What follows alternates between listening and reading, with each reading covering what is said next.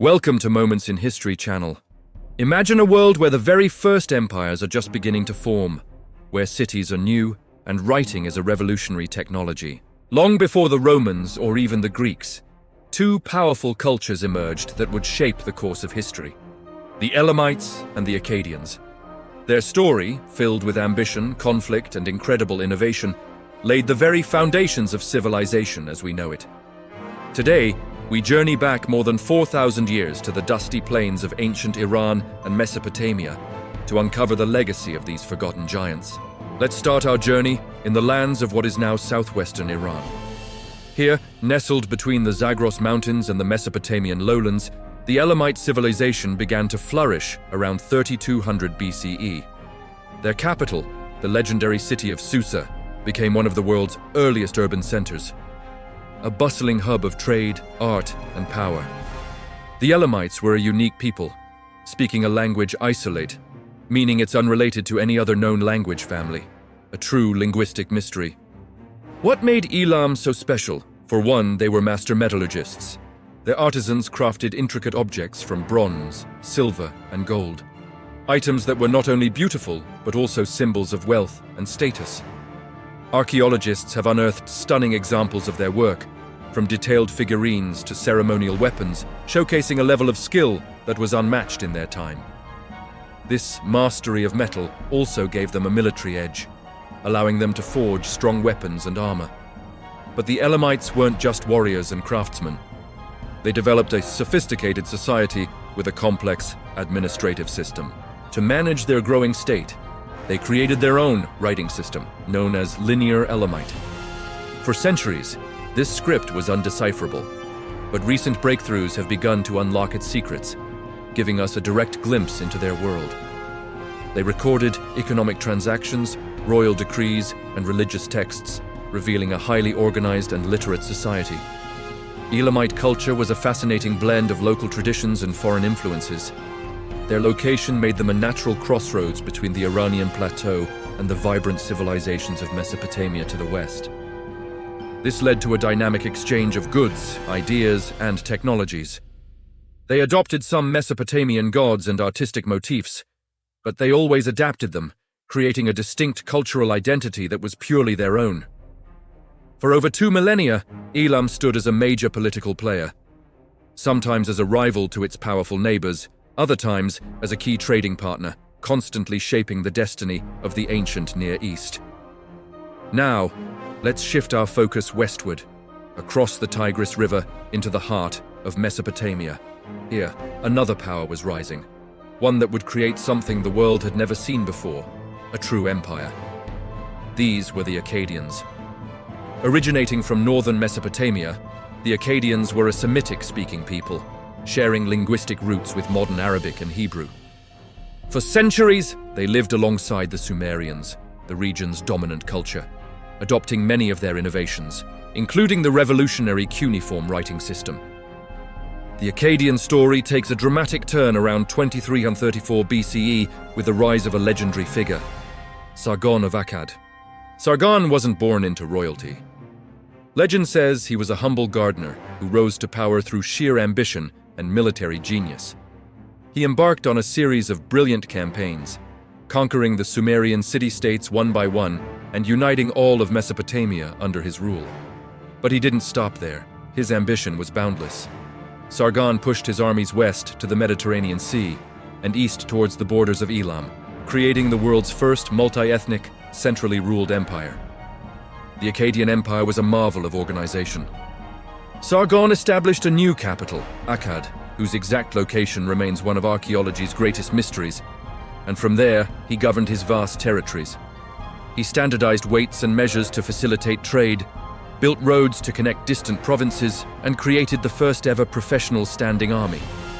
This army was loyal only to him, ensuring his control and allowing for rapid deployment against rebellions or external threats.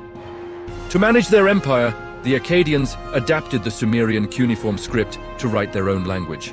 This was a crucial step, as it allowed them to create a unified administrative system across their diverse territories. Akkadian became the lingua franca of the ancient Near East, the language of diplomacy, trade, and high culture for centuries to come. long after their empire had crumbled. The Akkadians also left a powerful artistic legacy. They created a new style of royal art that emphasized naturalism and the power of the king.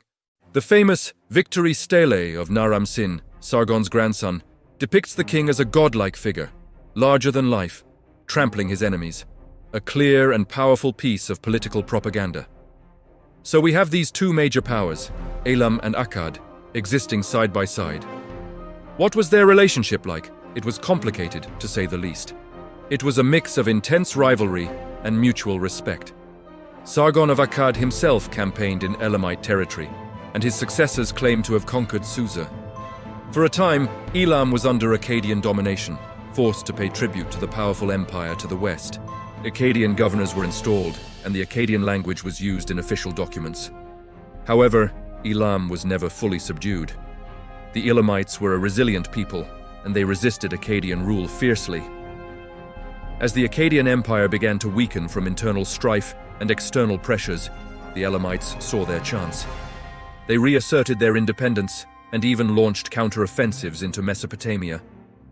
One Elamite king, Puzur-in-Shushinak, not only liberated Elam, but also campaigned deep into Akkadian territory, briefly turning the tables on their former overlords. But their relationship wasn't just about war. It was also defined by trade and cultural exchange. Even during periods of conflict, caravans traveled between Susa and the cities of Mesopotamia, carrying goods like timber, metals, and precious stones. This constant interaction meant that ideas flowed just as freely as merchandise. Elamite art shows clear Mesopotamian influences, and likewise, Elamite goods have been found far and wide in Mesopotamia. They were interconnected rivals, each shaping the other through both conflict and cooperation. This complex dance of diplomacy, trade, and warfare became the template for international relations in the ancient world. The Akkadian Empire was relatively short-lived, lasting only about 150 years before collapsing, but its impact was immense and permanent. It created the very idea of a universal empire, a concept that would be copied by later powers like the Babylonians, Assyrians, and Persians. The dream of uniting the four corners of the world under a single ruler, first envisioned by Sargon, would echo through history for millennia. The Elamites, on the other hand, endured. Their civilization continued to thrive for another 1,000 years after the fall of Akkad, experiencing several periods of resurgence and power. They remained a key player in the region, clashing with the Babylonians and later the Assyrians, always maintaining their unique cultural identity. Eventually, the Elamites would be absorbed into the great Persian Empire, but they left an indelible mark on Persian culture and administration. The ancient city of Susa even became one of the Persian capitals.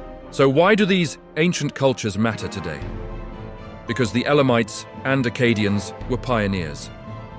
They were among the first to grapple with the fundamental questions of civilization. How do you govern a large, diverse population? How do you manage an economy, build cities, and conduct diplomacy? The Akkadians gave the world its first model of a centralized empire and a professional military. The Elamites demonstrated the power of a distinct cultural identity and the resilience to endure for millennia. Their interactions, swinging between war and peace, created the political and cultural landscape of the ancient Near East. They established the patterns of statecraft, trade networks, and cultural synthesis that would define the region for centuries. The legacy of their languages, their art, their political structures, and their ambition was passed down to the Babylonians, the Assyrians, and ultimately to the civilizations that form the bedrock of our own modern world. By studying the Elamites and Akkadians, we are not just looking at a forgotten past, we are looking at the very dawn of our own story. Thank you so much for joining me on this journey back in time. If you enjoyed exploring the origins of empire, please hit that like button and subscribe to Moments in History channel for more deep dives into ancient history. Let me know in the comments which ancient civilization you'd like to see covered next. Until then, stay curious